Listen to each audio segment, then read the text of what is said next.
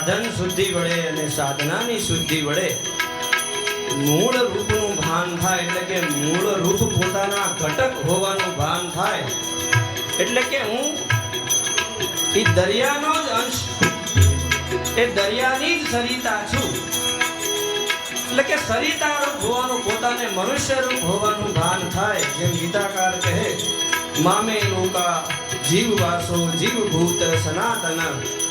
આ તો જીવ સનાતન છે, અત્યારે પ્રગટ થયો એવું નથી. સનાતન છે એટલે મૂળ રૂપમાં હતો એનો એક છે.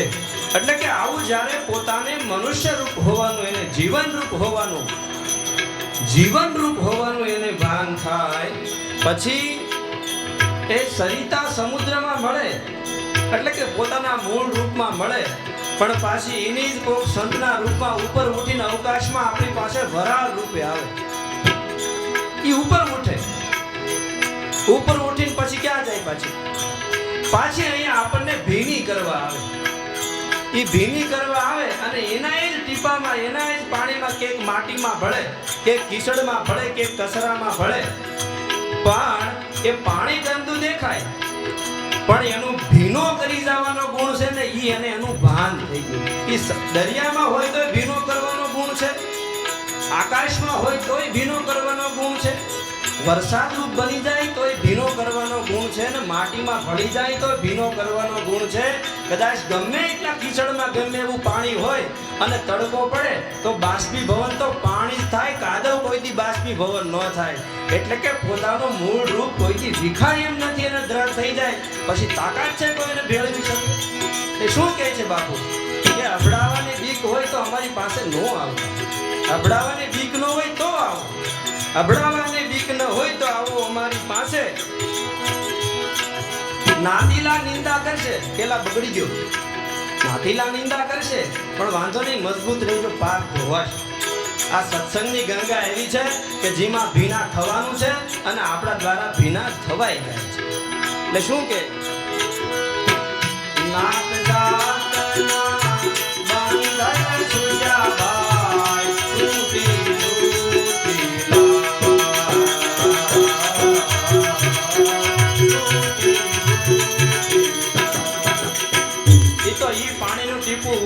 તળાવમાં હોય તો રક્તરિયાના તળાવનું પાણી કહેવાય, ઠાહામાં હોય તો ઠાહાના તળાવનું પાણી કહેવાય, રૂપાવટીમાં હોય તો રૂપાવટીના તળાવનું. ઈ પાણીને એમ થાય મારો આ સંપ્રદાય છે, ઈ પાણીને એમ થાય, પણ ઈ તો પોતાની બાવંડરી નાની કરીને બેઠો છે એટલે. બાકી ઉપરથી જ્યારે અફાટ પાણી આવે ને તી નદીમાં ભળી જાય ને પાછો દરિયામાં ભળી જતો હોય, અહીંથી બીજે જાય ક્યાં? શું કે નાક જાતના જૂઠા બંધન કદી નહીં બંધાશો. આ જૂઠી લાજ જેને જ્ઞાન થાય એને રાખ્યું હોય તો રે નહીં. મહાપુરુષો તમે જુઓ, અવધૂત દશાને પામે, કપડા તમે પહેરાવો પણ રહેવા જોઈએ ને, એને એમ થાય હું કોને ઢાંકું. આ એકતા, એકત્વ.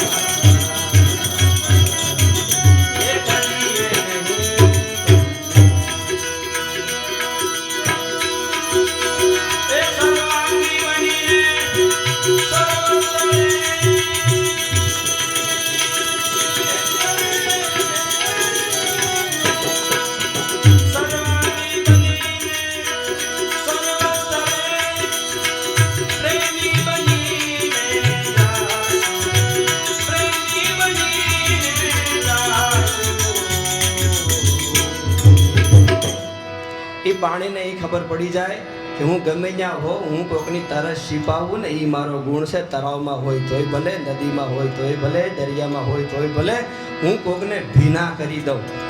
મારી માલપા આવે તોય હું ભીનો થાય, હું જેની માથે પડું ને એ ભીનો જ થાય. નાતના જૂઠા બંધન માહી કદી નહીં બંધાશું. કેવું બનીશ? સર્વાંગી જેના અંગો સર્વાંગી બને, બધા જ અંગો જેના અંગો છે સર્વાંગી બની સર્વ સ્થળે પ્રેમી બનીને જાશું. એ સર્વાંગી બની સર્વ સ્થળે પ્રેમી બનીને જાશું. અમને અદિશો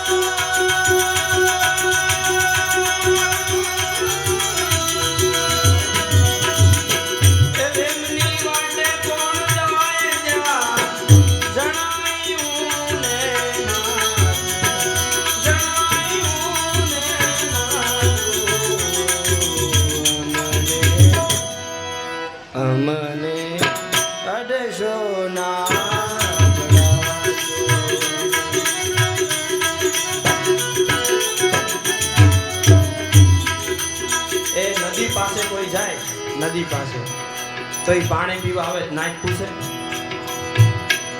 નાઈટ પૂછે નદી કે કઈ નાઈટ નો ભાઈ જાતે ન પૂછે. માણસ કે ઢોર નહીં, એક જ કામ, હું કોકને તરસ છીપાવું, એક જ કામ એનું. પ્રેમ પંથના અમે પ્રવાસી, પ્રેમી નામ અમારું. વેમની વાટે કોણ જાય, હું તને પાવ આને નો પાવ, હું આની તરફ છીપાવું આની નો. એ વેમની વાટમાં કોણ જાય, વેમની વાટે કોણ જાય, ત્યાં જણાય હું ને મારું. ઊંચ નીચના ભેદને ભૂલે ભાઈ, સમજીલા થઈ મનસું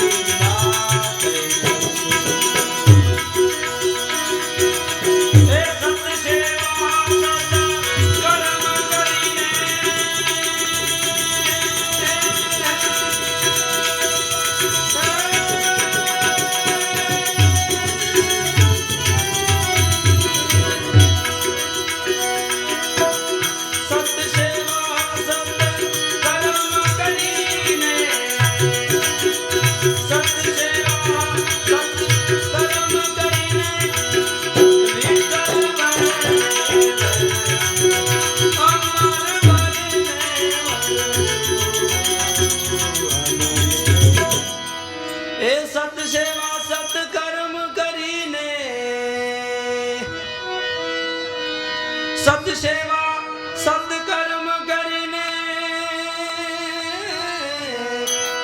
અમર વરને વરસું. અમને અદિશો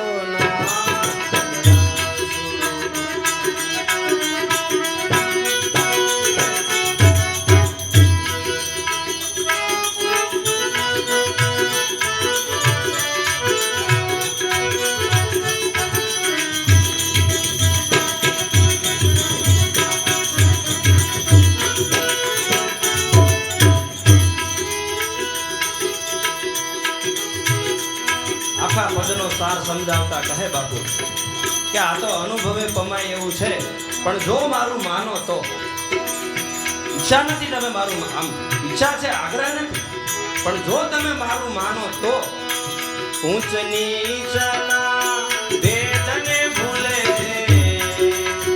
તે હાસુ સુખ માણે,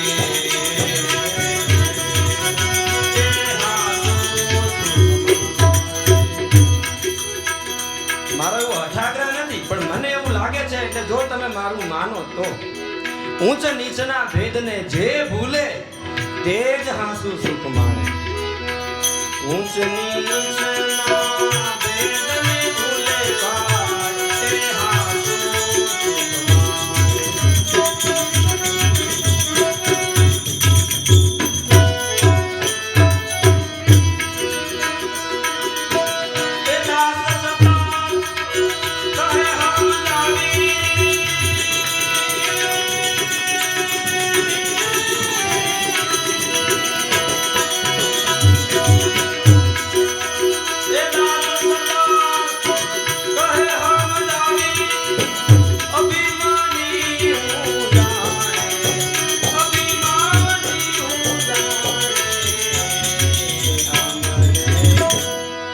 અરે અમને.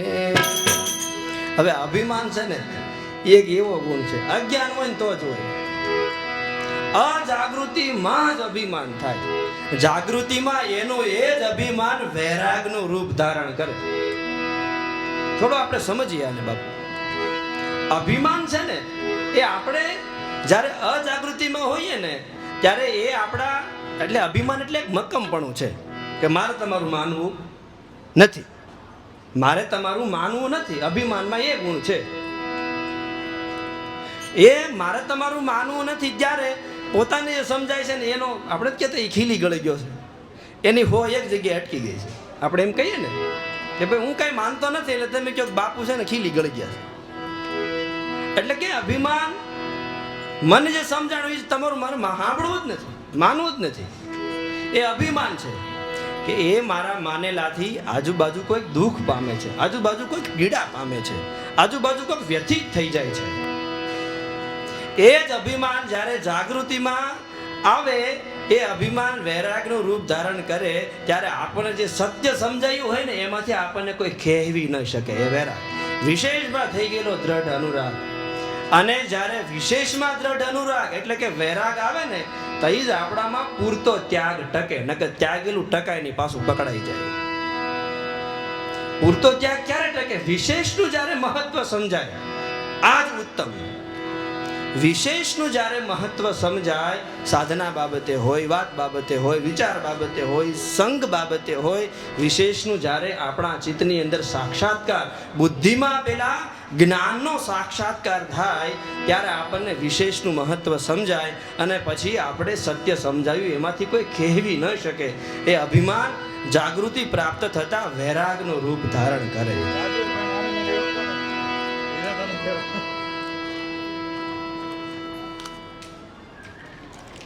એટલે સુખરામ બાપુ કે આશા નદીની માય, અરે આશા નદીની માય, એ જોજો ભાઈ જગત ડૂબી જાય, અદભુત આશા નદીની માય, આશા નદીની માય,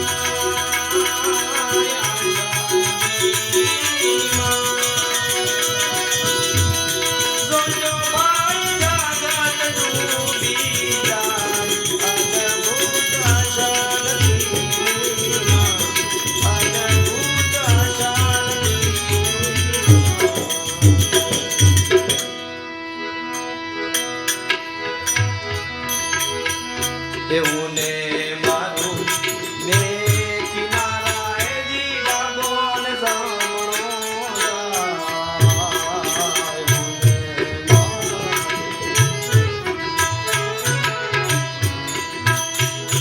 મેં પહેલા પણ કીધું કે વ્યક્તિ સાથે આ જગતમાં ઘટના ઘટવી અનિવાર્ય છે જીવે ત્યાં સુધી. અને ઘટનામાં એને પાસે ઘટનામાં બે વસ્તુ ત્રણ વસ્તુમાંથી એક વસ્તુ પસંદગી કરવી જ પડે એવી સ્થિતિ આવે, એને પસંદ કરવી જ પડે. અને સ્થિતિ પસંદ કરવામાં અને નહીં પસંદ કરવું એનો એને ઇનકાર કરવામાં એની સામે સમસ્યા ઊભી થાય. આ જગતમાં જીવન છે ત્યાં સુધી ઘટના છે અને ઘટના છે ત્યાં સુધી સમસ્યા અનિવાર્યપણે છે. પણ સમસ્યા દુઃખ નથી, સમસ્યાનું સમાધાન નથી આવડતું ને એ દુઃખ છે. અને સમાધાન આવડવા માટે માણસ પાસે પૂરતી સમજ કેળવાય તો જ માણસને સમજ એટલે કે સમાધાન થાય. સમજ છે એ જ સમજ નથી એ જ દુઃખ અને સમજ છે એ જ સુખ. બાકી જીવન છે તો ઘટના છે, ઘટના છે તો સમસ્યા છે, સમસ્યા છે અને સમાધાન એટલે કે ઉકેલ છે તો સુખ છે. અને ઉકેલ નથી તો એટલે બાપુ કે હું ને મારું બે કિનારા જ છે. માણસને બે માંથી એક મૂલ્ય પસંદ કરવાનું જ. હું ને મારું બે કિનારા ડાબો ને જમણો જાય. હું ને મારું બે કિનારા એજી ડાબો ને જમણો જાય. એજી ડાબો જમણો જાય.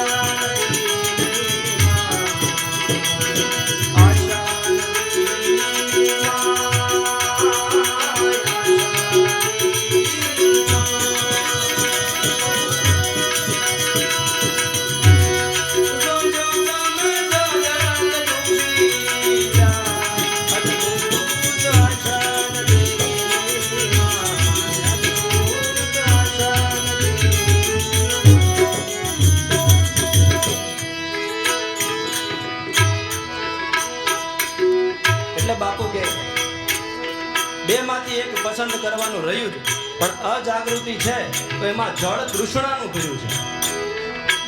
જળ કેવું ભર્યું? આશાની નદીમાં તૃષ્ણાનું જ જળ ભરેલું હોય. સંતોષની નદીમાં ધરાવાનું જળ ભરેલું હોય. બાપુ આની વાત કરે, આશાની નદી મારા મનમાં ચાલે છે, મને આશ છે અને આશ હંમેશા પારકા પાસે જ હોય. આશ જે આશ આપણને દુઃખ આપે એ આશ પારકાના બીજાના એટલે કે આપણાથી અધરના અનુસંધાનમાં હોય. આશાની નદીમાં તૃષ્ણાનું જ જળ ભરેલું હોય. જેટલું માંગે એટલું ઓછું પડે. બાપુ કેવું આપણને આમ સ્પષ્ટ કરે. તૃષ્ણા રૂપી માહી જળ ભર્યું એને પિતા તૃપ્તિ કોઈ દી ન થાય. પિતા તૃપ્તિ ન થાય. બાપુ કે આગળ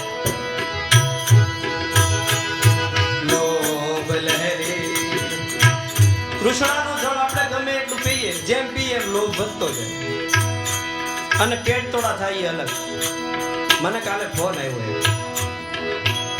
બાપુ પૈસા બહુ છે, ખૂબ પૈસા છે, કાંઈ સુવિધાના રૂપમાં કાંઈ ખામી નથી, પણ ગમતું નથી. કાંઈ કામ મારે કરવું છે, ગમતું નથી. શું છે? આમાં લોભ લહેરી ઈર્ષાના વ્રત ભ્રાંતિના ભમારા બંધા. લોભ લહેરી ઈર્ષા વ્રત ભ્રાંતિ ભમારા બંધા. એની ભ્રાંતિ ભમારા બંધા. સંપત્તિ રૂપી સેવા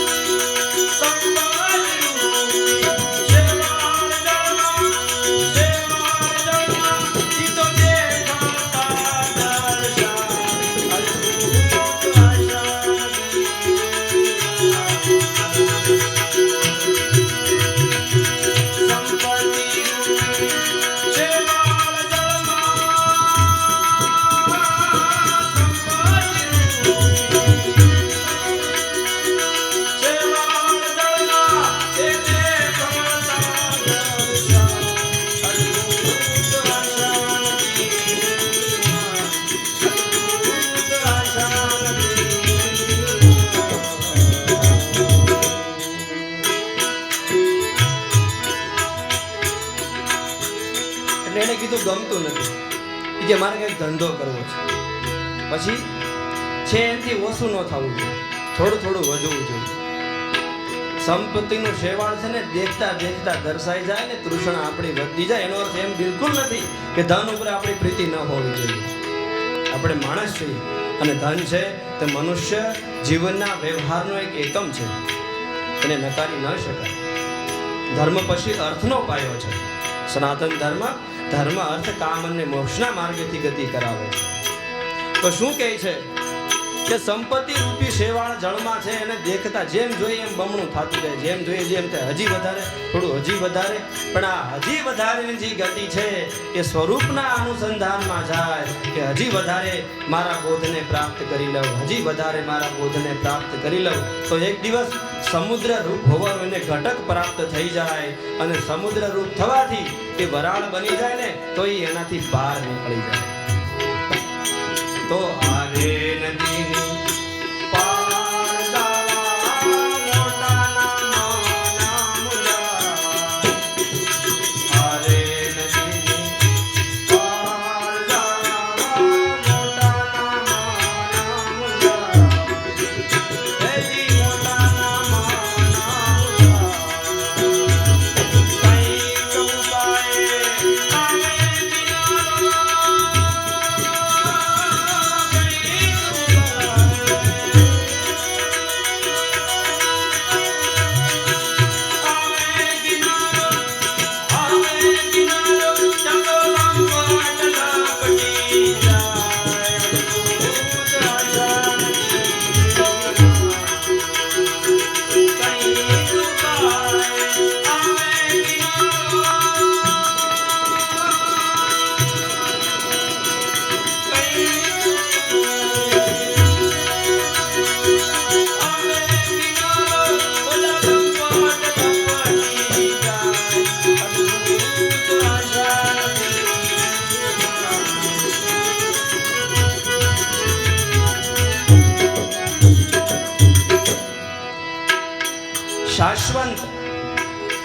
શાશ્વતમાં આપણું અનુસંધાન જ્યાં સુધી ન થાય ત્યાં સુધી નાશવંત ભેગી કરેલી મનમાં ભ્રમરૂપ સંપત્તિ, મારી પાસે એટલું પદ છે, મને એટલા લોકો ઓળખે છે, મેં એટલી અધ્યાત્મની સંપત્તિ એકઠી કરી છે, એ પણ ભ્રમ છે.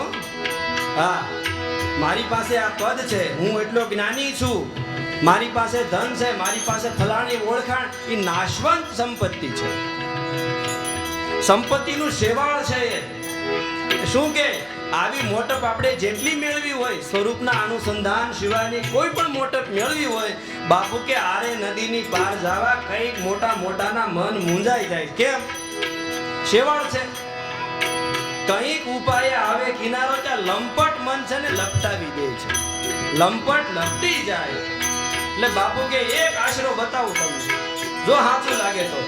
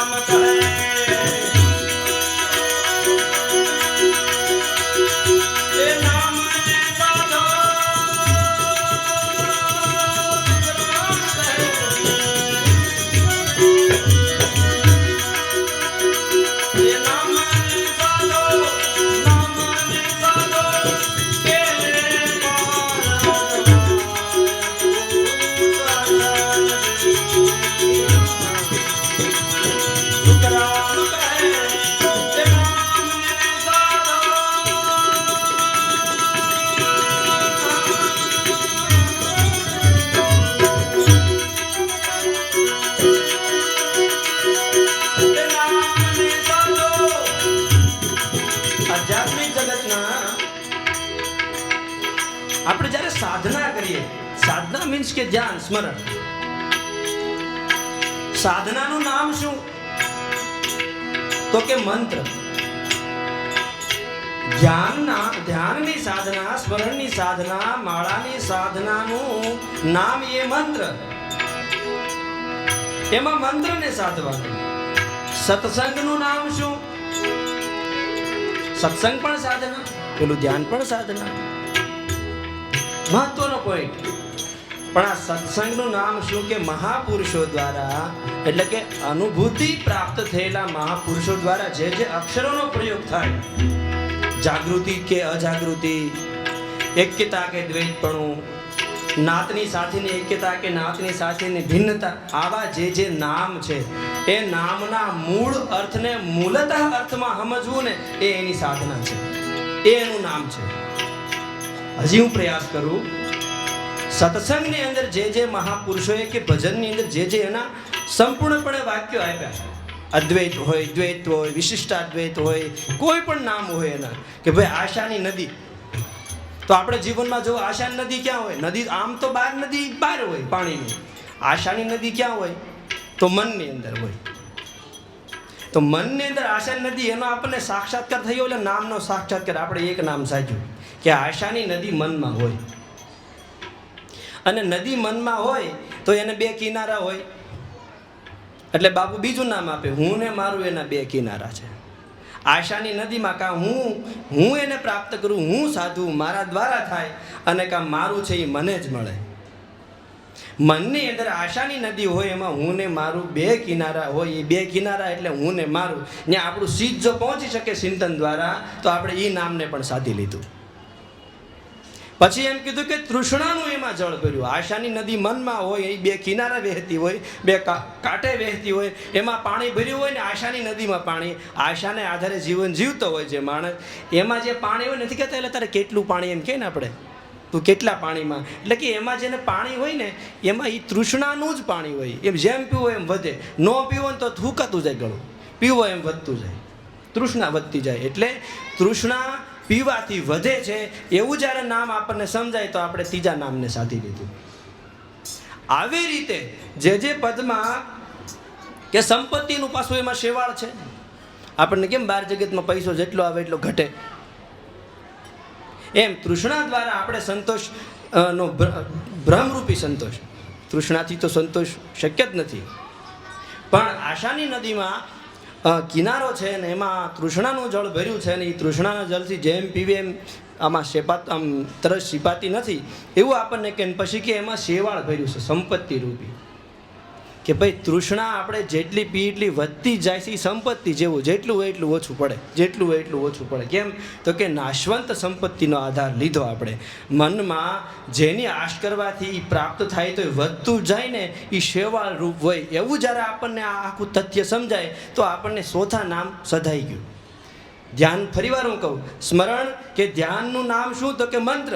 સત્સંગનું નામ શું? તો કે એનો નામનો પરફેક્ટ એનો એ જ અર્થ સમજી જાવો, ચિત્તની અંદર એનો સાક્ષાત્કાર થઈ જાવો કે આખું પદ કહેવા શું માંગે છે, એ એનો સાક્ષાત્કાર થયો ગણાય. એટલે બાપુ કે આ નદીની પાર જવા મોટાના મન મૂંઝાય. કેમ? તો કે આશા જેણે જેટલી પૂરી કરી એટલી વધતી ગઈ. આપણને પાસમો સાક્ષાત્કાર આમાં થાય. આપણને એનું નામ સદાઈ ગયું કે જેટલી પી એટલી વધે, જેટલી પાછા મોટા આપણને ઘણી વખત હમણાં કહું કે લતા મંગેશકર મૃત્યુ સમય પહેલાં જેણે ઇન્ટરવ્યૂ આપ્યું ને એમાં મોટા હજારો માણસો લતા મંગેશકરને એવું માને કે ભાઈ આ સફળ થઈ ગયેલી વ્યક્તિ છે, પાર પહોંચી ગયેલી વ્યક્તિ છે ભજનની દુનિયા, ગીતની દુનિયામાં. હવે એને તો કંઈક પૂછો. એણે એમ કીધું છેલ્લા ઇન્ટરવ્યૂમાં કે હું ભગવાનને એમ કહીશ લતા મંગેશકર ન બનાવતા આનું દુઃખ મને જ ખબર છે. આઈન્સ્ટાઈને એમ કીધું ભગવાન આવતા જન્મમાં મને ગાંડો બનાવજે, વૈજ્ઞાનિક ન બનાવતા. જેટલું મોટું બાપુએ આ સ્પષ્ટ ખુલાસો કરી દે કે આ નદીની પાર જવા મોટાના મન મૂંઝાય. કેમ? મોટા પદ જે છે એ આપણે નાશવંતના રૂપમાં પ્રાપ્ત કર્યા છે તો આપણને શાશ્વત સુખ ન આપી શકે. મોટાના મન મૂંઝાય એ આપણને સમજાઈ ગયું. જેટલું પાછળ ભાગીએ એટલું ઓછું પડે, જેટલું પાછળ ભાગીએ એટલું ઓછું પડે. અને કદાચ કંઈક ઉપાય આપણને કિનારો આવતો એવું દેખાય ત્યાં આપણને બીજું ફોર્મેટ મળે ને ત્યાં આપણે એમાં લપટી જાય, હાલને થોડુંક આ કરી લઉં. એટલે આપણને છઠ્ઠો સાક્ષાત્કાર થાય કે કંઈક ઉપાય આવે કિનારો ત્યાં લંપટ લપટી જાય. કેમ? હજી માને તૃષ્ણા માલપા પડી છે, એ સંતુષ્ટ થઈ નથી. અને બાપુએ એમ કીધું કે હવે તમે જો નામને સાધો ને તો પાર પોગાઈ જાય. એટલે બાપુ કીધું અંતિમ કડીમાં, મારે નદી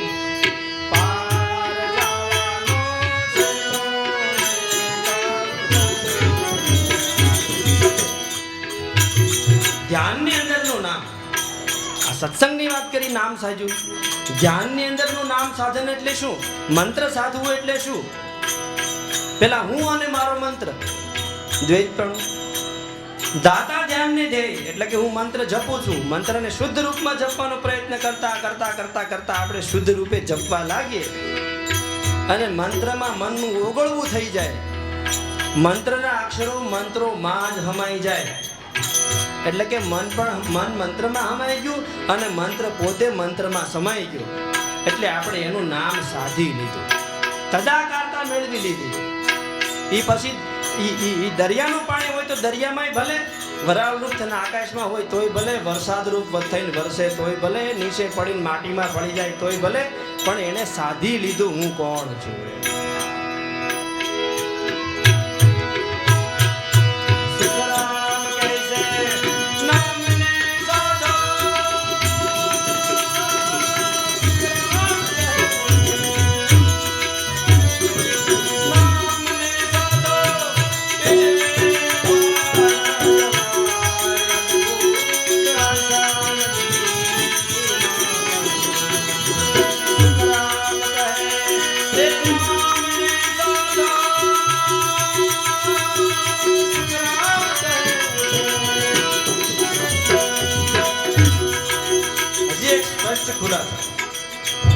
કે સત્સંગની અંદર નામ સાધવાથી મન, ચિત્ત અને વૃત્તિની શુદ્ધિ થાય અને ધ્યાનની અંદર નામ સાધવાથી શુદ્ધ બુદ્ધિની શુદ્ધિ થાય અને સાક્ષાત્કાર હંમેશા શુદ્ધ બુદ્ધિમાં થાય. સત્સંગ દ્વારા મન, વૃત્તિ અને ચિત્ત સમજે અને ધ્યાનની આર પારતાની અંદર એનો ઉપરનો ઈચ્છો શુદ્ધ બુદ્ધિ સમજે.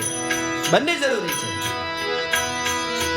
સુખરામ કૈસે નામને સાધો,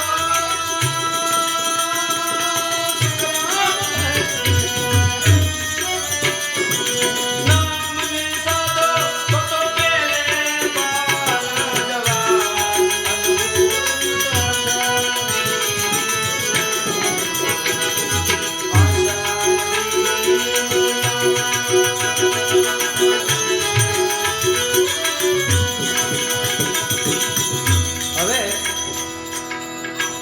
શુદ્ધ બુદ્ધિ થઈ એનું પ્રમાણ શું? શુદ્ધ બુદ્ધિ થઈ એનું પ્રમાણ શું? તો કે સત્સંગમાં સાંભળેલા વાક્ય, એમાં કહેવાયેલા મૂળતઃ સિદ્ધાંતો જ્યારે આપણે સત્સંગમાંથી બહાર જઈએ અને આપણા ભૌતિક કાર્યમાં લાગીએ અને એનું અર્થઘટન આપણા જીવન સાથે તો તાદાત્મ્ય થવા માંડે કે હું આશાની નદીમાં કેટલો બંધાયો છું, હું તૃષ્ણાનું જળ કેટલો પી ચૂક્યો છું અને હજી માને તૃષ્ણા કેટલી બાકી. આ સત્સંગનું ચિંતન જ્યારે આપણે સામાજિક એટલે કે આપણા દૈનિક કાર્યમાં કરતા હોઈએ અને આપણને ખટકો આપવા લાગે એટલે કે મનની અંદર આશા નામની ક્રિયા થાય, ચિત્તની અંદર વિચાર નામની ક્રિયા થાય, વૃત્તિની અંદર વિચાર નામની, ચિત્તની અંદર ઈચ્છા નામની ક્રિયા થાય, પણ બુદ્ધિની અંદર શુદ્ધ ચિંતન નામની ક્રિયા થાય. એટલે કે અહીંયા કહેવાયેલું અથવા કોઈ પણ જગ્યાએ કહેવાયેલું જ્ઞાન આપણા જીવન સાથે જ્યારે જીવતા હોય ત્યારે જો આત્મસાત મારી પછી ઘૂંટાવા મળે, આત્મસાત થવા માંડે તો આપણી બુદ્ધિ શુદ્ધ થાય છે ને એનું પ્રમાણ છે. જ્યાં છીએ ત્યાં આપણને એનો જ વિચાર આવે. આપણે સત્સંગ સાંભળ્યો, આપણે ધ્યાન કર્યું, ધ્યાનની અંદર ગહેરી અનુભૂતિ થઈ, પણ અભી બોલા ને ખખેરીને હાલતા નથી કહેતા દેશીમાં. જ્યાં બેઠા ત્યાં સુધી રંગ લાગે પણ ખખેરીને હાલતા થાય. હજી એવી બુદ્ધિ છે તો બુદ્ધિમાં હજી શુદ્ધ ચિંતન થતું નથી. બંને અનિવાર્યપણે છે. જ્યાં જીવીએ છીએ ત્યાં જો એની અનુભૂતિ થાય, બુદ્ધિની અંદર એનો સાક્ષાત્કાર થાય કે આ હું અહીંયા ભૂલ કરતો હતો, તો આપણી સાધના શરૂ થઈ.